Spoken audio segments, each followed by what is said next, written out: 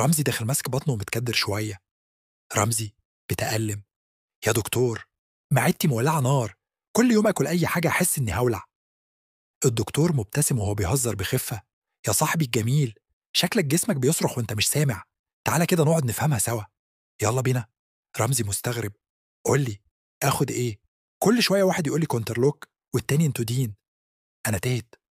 الدكتور: بص يا سيدي، الكونترلوك ده زي البودي جارد، بيروح على مضخات الحمض في المعدة ويوقفها بالعافية، يعني يقفل الباب الكبير اللي بيطلع منه الحمض. أما الانتودين حبوب عقلانية شوية، تروح تقول للهستامين اللي بيشجع المعدة تطلع حمض: اهدى علينا شوية، فبالتالي الحمض يقل بطريقة ألطف.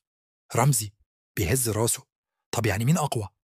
الدكتور: الكنترلوك طبعا أقوى وأثبت، بس بياخد وقت شوية. الانتودين أسرع بس تأثيره أقل. طب أنا معدتي تعبانة ومش عايز أوجع دماغي، آخد أنهي؟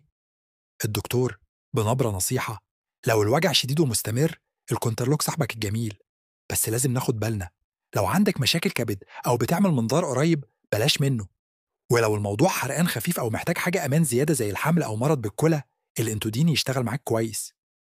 رمزي مبتسم أخيرا: فهمت يا دكتور، ولازم طبعا أسمع جسمي قبل ما يصرخ. الدكتور ضحك: الله عليك يا صاحبي الجميل، ولازم كمان تفتكر، صاحبك الجميل بيحول كل وجع لحكاية، وحكايتنا لسه فيها حاجات مهمة جاية. استنى معانا. قول لي كده في الكومنتات، انت قبل كده جربت الكونترلوك ولا الانتودين؟ وايه اللي ريحك اكتر؟ يلا بينا نساعد بعض. شير الفيديو عشان توصل المعلومة لكل الناس اللي جسمها بيصرخ وهي مش واخدة بالها.